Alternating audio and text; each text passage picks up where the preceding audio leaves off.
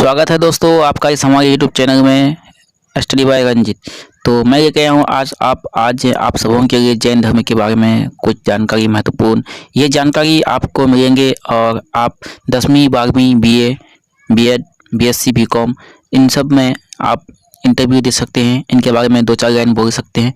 इनके बारे में तो आपको लिखना ही होगा। 12वीं का हिस्ट्री में आता है, हिंदी में भी आता है। तो आइए आप लोग आज देखिए, थोड़ा सा दिखाते हैं आपको एक नज़र जैन धर्म के 24वें तीर्थंकर भगवान महावीर के जन्म दिवस, और इनके बारे में थोड़ा बताएंगे। काय मनाता है, क्यों मनाता है, क्या नाम है इसके, माता पिता का कौन है ये, आखिर 24वें तीर्थंकर कौन है जो 70 साल 35 साल 13वें दिन क्या क्या इसमें आता है। तो बने रहिए हमारे यूट्यूब चैनल में, और हमारे यूट्यूब चैनल में आप नए हैं तो प्लीज़ सब्सक्राइब करना ना भूलें और लाइक कमेंट जरूर कीजिएगा। तो जैन धर्म के 24वें तीर्थंकर भगवान महावीर के जन्मदिन को आज हमारी जयंती के नाम से जाना जाता है। महावीर जयंती के नाम से जाना जाता है। जैन समाज द्वारा पूरे भारत में भगवान महावीर के जन्म उत्सव के रूप में महावीर जयंती मनाई जाती है। महावीर जयंती के साथ साथ इस दिन को महावीर जन्म कल्याण नामक से के भी रूप में मनाते हैं। चैत माह के 13वें दिन यानी चैत शुक्ल त्रयोदशी को जैन दिगंबर और श्वेतांबर एक साथ मिलकर इस उत्सव को मनाते हैं। आज करीब 2500 साल पुरानी की बात है। ईसा से 599 वर्ष पूर्व यानी 600 में एक कम वर्ष पूर्व वैशाली गणतंत्र के क्षत्रिय कुंडलपुर में पिता सिद्धार्थ और माता त्रिशला।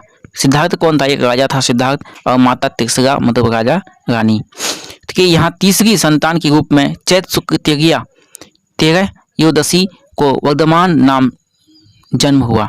वर्धमान क्या है? महावीर स्वामी जो है उनका बचपन का नाम था वर्धमान, तो इनका जन्म हुआ। यही वर्धमान बाद में महावीर स्वामी बना।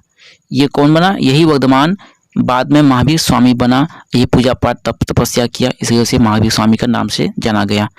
तो बिहार के मुजफ्फरपुर जिले के को आज का जो बसार गांव है वही उस समय वैशाली नाम से जाना जाता था। कहाँ पे? बिहार का मुजफ्फरपुर जिला जो वैशाली है वहाँ से ये जन्मा था। तो जैन धर्म के 24वें तीर्थंकर महावीर स्वामी अहिंसा के मूर्तिमान प्रतीक थे। उनका जीवन त्याग और तपस्या से ओतप्रोत थे। उन्होंने एक लंगोटी तक का परिग्रह नहीं रखा। हिंसा पशुबली जाति और क्या कहता है, हाँ, पशुबली कहाँ पे, जाति पाति के भेदभाव जिस युग में बढ़ गए उसी युग में ही महावीर स्वामी ने जन्म लिया। उन्होंने दुनिया को सत्य अहिंसा का पाठ पढ़ाया, पूरी दुनिया को उपदेशक दिए। उनके माता पिता जैन धर्म के 23वें तीर्थंकर थे। कौन थे? 23वें तीर्थंकर यहाँ पे थे। उसके बाद देखिए कि आपका पार्श्वनाथ महावीर से 250 वर्ष में 250 वर्ष पूर्व हुए थे कि अनुयायी थे। महावीर जब शिशु अवस्था में थे तब इन्होंने और देवों ने उन्हें सुमेरु पर्वत पर ले जाकर प्रभु का जन कल्याण मनाया। सुमेरु पर्वत जहाँ का बात हम कर रहे हैं, सुमेरु पर्वत से ही जब राम और रावण में युद्ध हुआ था तो उसमें लक्ष्मण जो मारा गया था तो वही हनुमान जी को भेजा था सुमेरु पर्वत जड़ी बूटी लाने के लिए। तो यही सुमेरु पर्वत की यहाँ भी बात कर रहा है महावीर स्वामी के बारे में।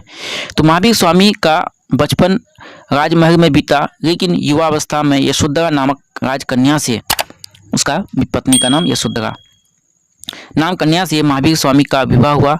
प्रियदर्शना नाम उन्हें एक पुत्री हुई। क्या हुई? प्रियदर्शना नाम के एक पुत्री भी हुई उनको, यानी उसका पुत्री जो बच्ची हुई बेटी, उसका नाम प्रियदर्शना रखा गया था। अयोध्या प्रियदर्शना यहाँ पे नहीं दिया हुआ है। जब वे 28वें वर्ष के थे तभी उनके माता पिता का देहांत हो गया था। बड़े भाई नंदीवर्धन के आग्रह पर महावीर 2 वर्ष तक घर में रहे। आखिर 30 वर्ष की उम्र में उन्होंने मार्गशीर्ष कृष्ण दशमी के दिन दीक्षा ग्रहण की। महावीर ने इस अवधि में तप, संयम और साम्य भाव की साधना की और पंच महाव्रत रूपी धर्म चलाया। क्या चलाया था? पंच महाव्रती रूपी धर्म चलाया था। उन्होंने इस बात का अनुभव हो गया था कि इंद्रियों, विषय वासनाओं के सुख दूसरों को दुख पहुंचा करके ही पार जा सकती है। अतः उन्होंने सबसे प्रेम का व्यवहार करते हुए दुनिया भर को अहिंसा का पाठ पढ़ाया। अगर आप हमारे चैनल में नए हैं तो study bye Ranjit YouTube channel को सब्सक्राइब कीजिए और साथ में ही बेल आइकन को दबा दीजिए ताकि हमारा वीडियो आप तक पहुंचते रहे। और हमारे वीडियो में नए हैं तो प्लीज़ लाइक, सब्सक्राइब, कमेंट कीजिए और उन दोस्तों को भी शेयर कीजिए जो नहीं जानते हैं महावीर स्वामी के बारे में और हमारे चैनल के बारे में। तो महावीर स्वामी कहते हैं कि धर्म सबसे उत्तम मंगल है, अहिंसा, संयम और तप ही धर्म है। अहिंसा, संयम और तप ही धर्म है। महावीर जी कहते हैं जो धर्मात्मा है, जिनके मन में सदा धर्म रहता है, उसे देवता भी नमस्कार करते हैं। कौन नमस्कार करते हैं? जो धर्मात्मा है उनको देवता नमस्कार करते हैं। उसके बाद महावीर स्वामी ने अपने प्रवचनों में धर्म, सत्य, अहिंसा, ब्रह्मचर्य और अपरिग्रह, क्षमा पर सबसे अधिक जोर दिया। त्याग और संयम, प्रेम और करुणा, शील और सदाचार ये उनके प्रवचनों का सार था। क्या था उनके प्रवचनों का सार? क्या था? संयम, प्रेम और करुणा, शील और सदाचार ही उनके वचनों का सार था। लेकिन आजकल तो कड़वी इतनी बात बोलती है ना और कहता है कि बीच में सच्चाई है, इसी बात में सच्चाई कुछ नहीं है। इंसान को जो बात अच्छा लगे उनको वही बात कहिए और ताकि आपका बात गलत ना हो। गलत भी आप बोलती हैं तो प्यार से कहिए ना, उनको समझाइए कि ऐसे ऐसे करो, ऐसे करो। नहीं, मुँह पे ठोक देता है, इसे बोल देता है। तो ऐसा महावीर स्वामी जैन धर्म के नहीं थे। महावीर ने चतुर्वर्ग संघ की स्थापना की। देश के विभिन्न भागों में घूम कर भगवान महावीर ने अपना पवित्र संदेश फैलाया। उन्होंने दुनिया को पंचशील के सिद्धांत बताया। इसके अनुसार वे सिद्धांत सत्य, अपरिग्रह, अस्तेय, अहिंसा और क्षमा, ये 5 है। सिद्धांत सत्य, अपरिग्रह, अस्तेय, अहिंसा और क्षमा है। उन्होंने अपने कुछ खास उपदेशों के माध्यम से दुनिया को सही राह दिखाने की कोशिश की। अपने अनेक वचनों से दुनिया का सही मार्गदर्शक किया। महावीर स्वामी के पंचशील सिद्धांत सत्य के बारे में भगवान महावीर स्वामी कहते हैं कि हे पुरुष, तू सत्य को ही सच्चा तत्व समझ। हे पुरुष, तू सत्य को ही सच्चा तत्व समझ। जो बुद्धिमान सत्य की ही आज्ञा में रहता है वह मृत्यु को तैर कर पार कर लेता है। उसके बाद अहिंसा के बारे में यह क्या कहता है? इस लोक में जितने भी त्रस्त जीव यानी 1, 2, 3, 4, 5 इंद्रियां वाले जीव को कहता है। इसलिए कहता है कि इस लोक में जितने भी त्रस्त जीव आदि की हिंसा मत कर, उनको अनेक पथ पर जाने से ना रोको, उनके प्रति अपने मन में दया का भाव रखो। ये कह रहा है कौन? ये 5 सिद्धांत जो दिया है महावीर जैन स्वामी ने, उन्हीं के बारे में समझा रहा है। यही अहिंसा का संदेश भगवान महावीर अपने उपदेशों में हमें देता है। और अपरिग्रह के बारे में अगर बात की जाए तो अपरिग्रह में क्या कहता है कि भगवान महावीर कहते हैं कि जो आदमी सुख खुद सजीव या निर्जीव चीज़ों का संग्रह करता है, दूसरों से ऐसा संग्रह कराता है या दूसरों को ऐसा संग्रह करने की सम्मति देता है, उनको दुखों में कभी छुटकारा नहीं मिल सकता है। यही संदेश और परिग्रह के माध्यम से भगवान महावीर दुनिया को देना चाहता है। लेकिन आप लोग भी अपना काम निकालने के लिए दूसरों को मत फंसाइएगा। क्या कि मकड़ा जो होता है ना, वो अपना काम निकालने के लिए जाल बनाता है ताकि इस जाल में फंस के और मेरा भोजन हो जाए। लेकिन आप लोग इंसान है, इंसान कभी किसी को भला करना चाहता है या भला करता है तो वो किसी को बुरा नहीं सोचता। बुरा सोचना नहीं चाहिए। अपना काम निकालने की किसी को गड्ढे में नहीं फेंकना चाहिए। ब्रह्मचर्य के बारे में बात करना चाहता है तो ब्रह्मचर्य में क्या कहता है? महावीर स्वामी ब्रह्म समाज आर्य के बारे में अपने बहुत ही अमूल्य उपदेश देते हैं कि ब्रह्मचर्य उत्तम तपस्या, नियम, ज्ञान व दर्शन, चरित्र, संयम और विनय की जड़ है। क्या है? संयम और विनय की जड़ है। तपस्या में ब्रह्मचर्य श्रेष्ठ तपस्या है। जो पुरुष स्त्रियों से संबंधित नहीं रखते हैं वे मोक्ष मार्ग की ओर बढ़ते हैं। अब क्षमा की बात किया जाए तो क्षमा में क्या है कि मैं सब जीवों में क्षमा चाहता हूँ। जगत में सभी जीवों के प्रति मेरा मैत्री भाव है। मैत्री भाव मतलब प्यार का भाव, दोस्ती का भाव। आजकल इंसान थोड़ा सा गलती होने पर उसे तुम ताम कह के छोड़ देता है कि ऐसा नहीं करना चाहिए। अगर किसी से कुछ गलती हो जाता है उसे क्षमा कीजिए। क्षमा ही बड़ा दान है।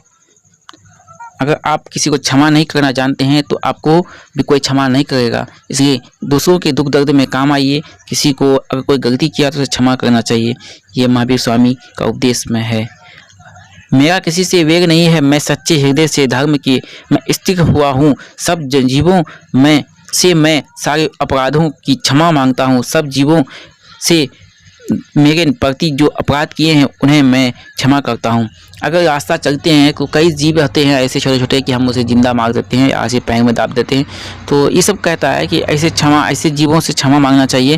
और गलती से हो या ऐसे भी हो तो मर ही जाते हैं बेचारे, तो उससे भी क्षमा मांगना चाहिए। और कोई जीव को खाना नहीं चाहिए, ये मांस मदिरा नहीं करना चाहिए, इससे भी भारी दुख होता है, इससे भी पाप का अपराध बन सकते हैं, अपराधी बन सकते हैं। वे ये भी कहते हैं कि मैंने अपने मन में जिन जिन पाप की वृत्तियों का संकल्प किया है, तो मन में पाप का संकल्प किया, मैं उसे मार दूंगा, मैं उसे काट दूंगा, उसके बारे में मुझे ऐसा करना है, वो ऐसे सुधरेंगे। ये सब जो होता है कि मन में ये सब पाप जो आप लोग घुमा रहे हैं, ये सब पाप से बचना चाहिए। किया है वचन से जो पाप वृत्तियाँ प्रकट की हो और शरीर से जो पाप वृत्तियाँ की हो, मेरी वे सभी पाप वृत्तियों विफल हो, मेरे वे सारे पाप मिथ्या हो। मतलब मिथ्या मतलब वो गलत हो जाए। उन्होंने अपने जीवन में अहिंसा का भरपूर विकास किया। महावीर को वर्धमान यानी वीर, अतिवीर और सन्मति भी कहा जाता है। क्या क्या कहा था? वर्धमान, वीर, अतिवीर और सन्मति भी कहा जाता है। पूरे विश्व में अध्यात्म का पाठ पढ़ाने वाले भगवान महावीर ने 72 वर्ष की आयु में कार्तिक कृष्ण अमावस्या की रात्रि में पावापुरी नगरी में मोक्ष की प्राप्ति की। कब किया था? 72 वर्ष की आयु में। भगवान महावीर के निवारण के समय उपस्थिति 18 गणराज्यों ने रत्नों के प्रकाश से उस रात्रि को आलोकित करके भगवान महावीर का निर्णयोपासक मनाया।